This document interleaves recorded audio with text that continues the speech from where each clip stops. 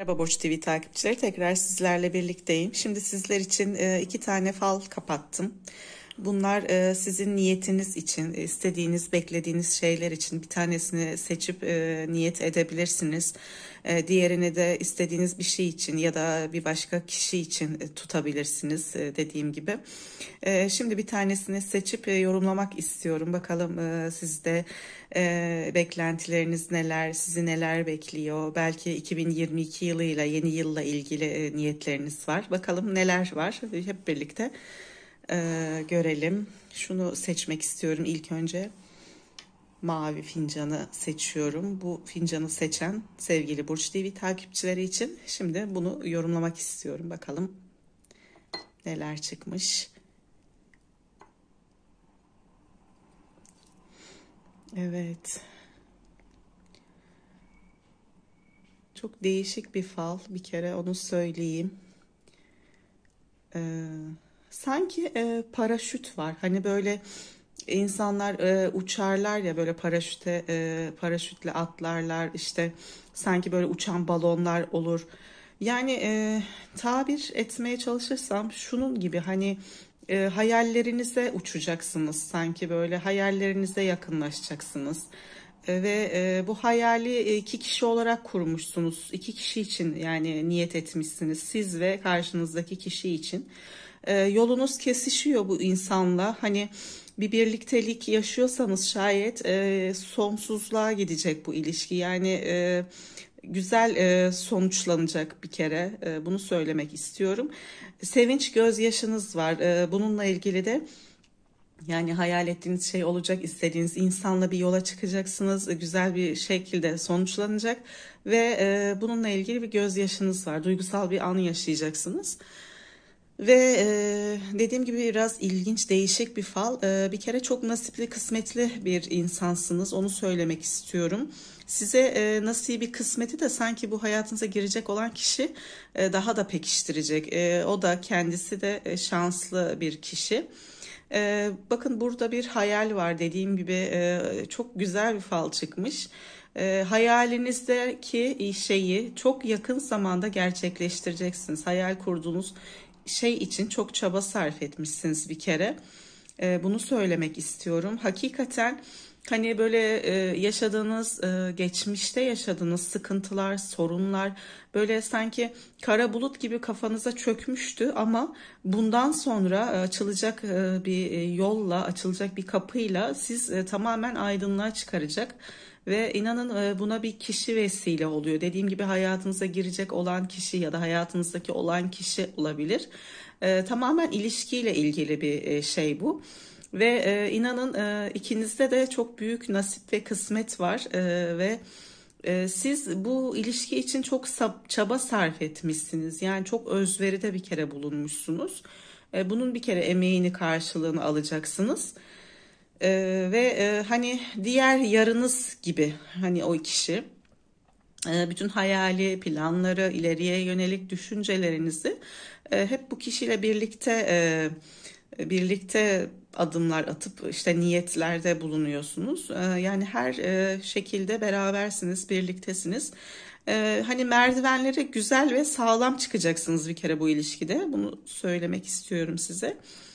Evet, ve şunu söylemek istiyorum. Fincanı çevirdiğim zaman da siz de gördüğünüz gibi sanki anne karnında duran bir bebek pozisyonu yani görüyorum.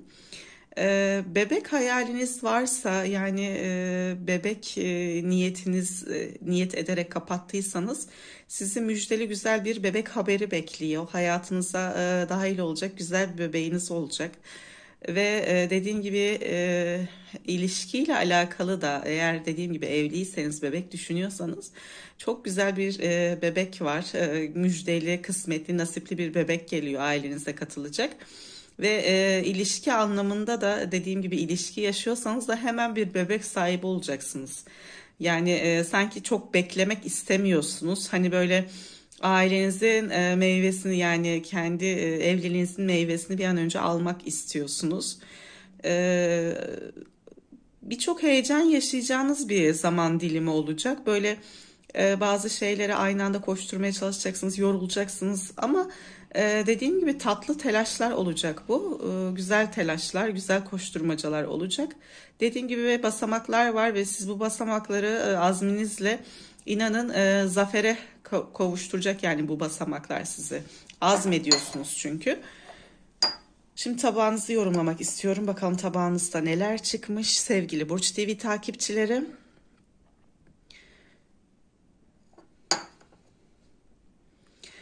Size bir deniz yolu var. Sanki böyle bir gemiyle gitmek istediğiniz bir yer var. Bir yolculuk var size.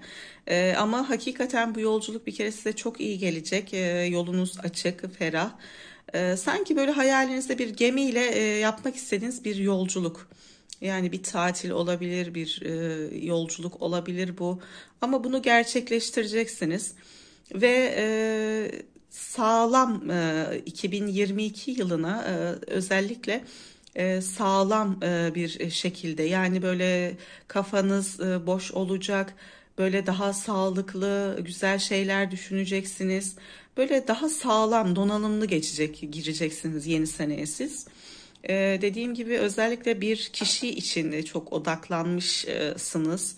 Sanki falı niyetinizi o şekilde kapatmışsınız. Hani o kişiyle yatıyorsunuz, o kişiyle kalkıyorsunuz sürekli. Onu düşünüyorsunuz. Hani öyle söylenir ya.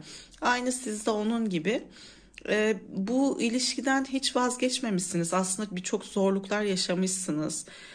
Geçmişte yaşadığınız bazı kötü tecrübeler aslında bu ilişkinizde de biraz yansımalar olmuş. Hani hep acabalar olmuş. Böyle tam kendinize adapte olamamışsınız. İlişkinize çok kendiniz bazen verememişsiniz ama hani bu durumları tam aşmışsınız ve hayalinize, beklediğiniz bir ilişkiye ve bir mutlu sona adım adım yaklaşıyorsunuz.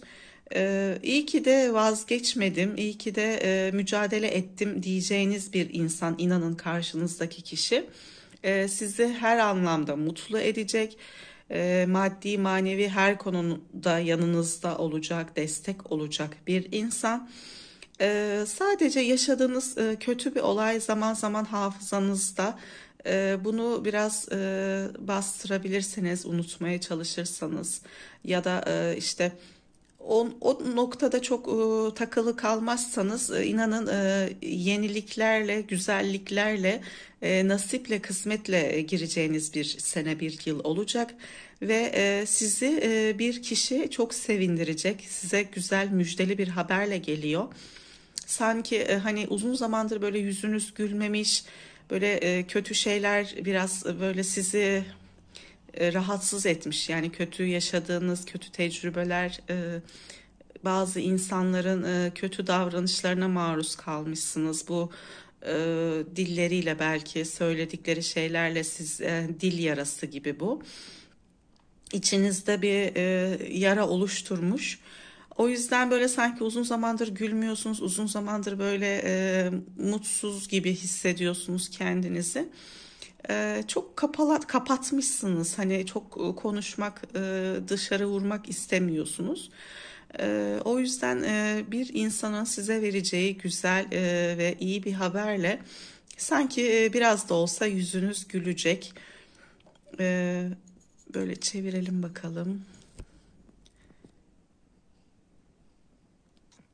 Bir konuda zannediyorum adak adamışsınız, bir şeye niyet etmişsiniz ve bunu gerçekten özellikle yeni yıla girer girmez olacak istediğiniz bir şey oluyor ve bu niyetinizi gerçekleştireceksiniz, yapacaksınız.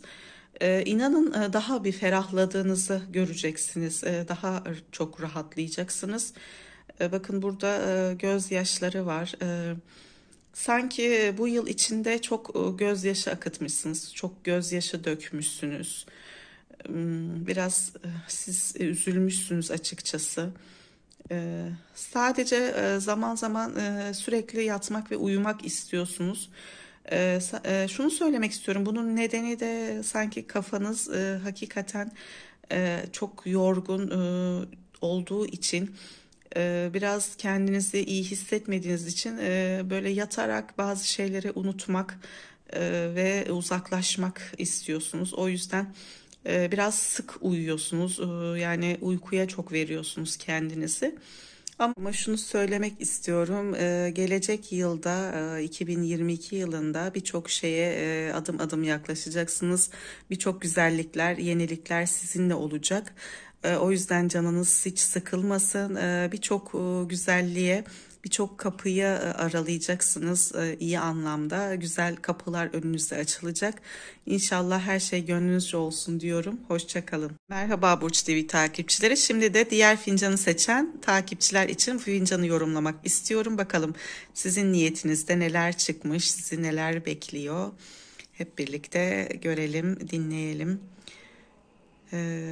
Burada bir yerde sanki asılı kalmış gibisiniz. Yani verdiğiniz bir şeyin mücadelesini o kadar alamamışsınız ki, yani o kadar şeye mücadele etmişsiniz ama hiçbir karşılık görememişsiniz. Bazı şeylere çok değer vermişsiniz, üstüne düşmüşsünüz. Yani o kadar asılı kalmışsınız, sanki sallantıda kalmışsınız, sanki biri sizi çok boşlamış gibi hissediyorsunuz. Yani bakın, burada içinizde bir uhde kalmış sizin, bunu söylemek istiyorum. Ve gönlünüzden kopan giden bir parça, bir insan olabilir bu. Yani bir kişiyi hayatınızdan çıkarmış olabilirsiniz, ayrılmış olabilirsiniz. Ama hakikaten siz hala bunun kendi içinizde savaşını veriyorsunuz. Yani size birçok kötü şeyler yaşatmış, kötü zamanlar geçirmişsiniz ama çok değer verdiğiniz insan olduğu için içinizden hakikaten bir parça sanki eksilmiş, kopmuş.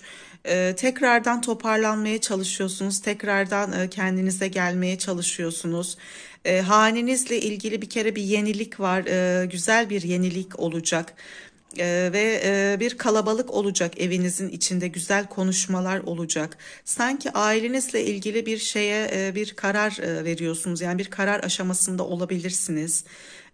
Bir şeyi isteyip de bunu ailenizle konuşabilirsiniz. Ailenizin onayını alabilirsiniz.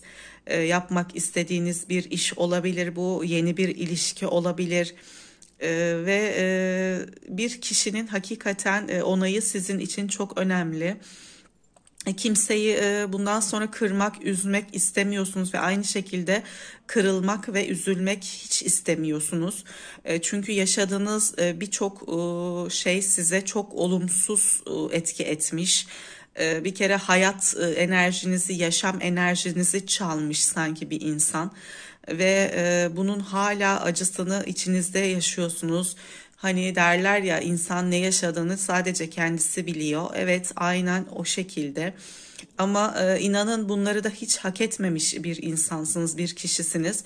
Çünkü kendinizden çok çevrenizdeki insanlara düşünüyorsunuz, onlara değer veriyorsunuz. Hani yardıma ihtiyaç olan insanlara hemen koşan, giden, sevgi dolu, merhametli bir kişiliğiniz var. Fakat dediğim gibi şanssızlıklar işte üst üste olmuş ve İnanın hak etmediğiniz birçok sorunu, sıkıntıyı yaşamışsınız, mücadele etmeye çalışmışsınız ama olmamış. Dediğim gibi kapanan bir kapı için ne olursunuz üzülmeyin. Eğer bu durumu yaşayan takipçiler varsa içinizde, İnanın bir kapının kapanması çünkü bir başka kapının açılmasına neden oluyor, sebep oluyor. Hayatımıza bir kere hiçbir şey sebepsiz girmiyor, sebepsiz yaşamıyoruz, sebepsiz olmuyor. Yaşamamız gerekiyordu, yaşadık diyebilmeliyiz. Ama bir şükür sebebiniz var. İnanın bu size güç kuvvet veriyor. Şükür ettiğiniz için de daha dik ve daha sağlam durabiliyorsunuz. Maddi anlamda güzel bir kazanç var, güzel bir para var elinize geçecek olan. Sanki böyle bir çanta içinde toplu bir yerden para alacaksınız. Beklediğiniz bir para varsa, alacağınız bir yerden bir para varsa bunu yakın zamanda alacaksınız. Ve bakın, burada da sırtınızdaki yük, yani sanki bir sepetin içinde bir sürü sıkıntı, sorun. Bakın, bunu atacaksınız. Hani bir şeyleri alırız da böyle işte olmaz ya da çöp olur, gideriz çöpe atarız. Aynı bunun gibi radikal bir kere bir karar vereceksiniz hayatla ilgili. Bütün geçmişe bir kalem çekiyorsunuz ve bu sepeti, üstünüzdeki sıkıntıyı atıyorsunuz. Ve inanın derin bir nefes alacaksınız, rahatlayacaksınız bir defa. Ve içinizdeki boşluğu da yakın zamanda, bu farklı bir kişi olabilir, bir iş olabilir. Bir şekilde bu boşluğu, içinizdeki boşluğu dolduracaksınız. Yani bu konuda endişe etmeyin. Evet, tabağınıza bakalım. Şimdi tabağınızda neler çıkmış? Evet, burada da tabakta da gördüğünüz gibi sıkıntılar akıp gidiyor. Fakat sizi üzen, sizinle uğraşan bu ikili ilişki yaşadığınız kişi, İnanın kendisi de birçok zarar görmüş. Yani size evet zararı dokunmuş, maddi ve manevi anlamda sanki kayıplar yaşamışsınız. Ama kendisi de inanın zarara uğramış. Hani insanlar kim neyi yaparsa inanın aynı şekilde aynı şeyi yaşarmış. Ve sanki bir gün olacak, yaptığı bütün her şeyden pişmanlık duyacak, pişman olacak, sizinle yüzleşmek isteyecek ama sizde de böyle bir kural var, böyle bir karakter var. Sizin için bitmiş, bitmiştir kesinlikle. Bir daha hayata dahil etmiyorsunuz, hayatınıza almayacaksınız. Ve dediğim gibi hayatla ilgili radikal bir karar vereceksiniz ve bu karar sanki sizin yeniden doğmanızı sağlayacak. Yani birçok konu üzerinde etki edecek bir defa. Ve kısa yollar var, kısa yolculuklar var. Belki yeni gelecek senede birçok yeri gezip görebilirsiniz, seyahatler edebilirsiniz.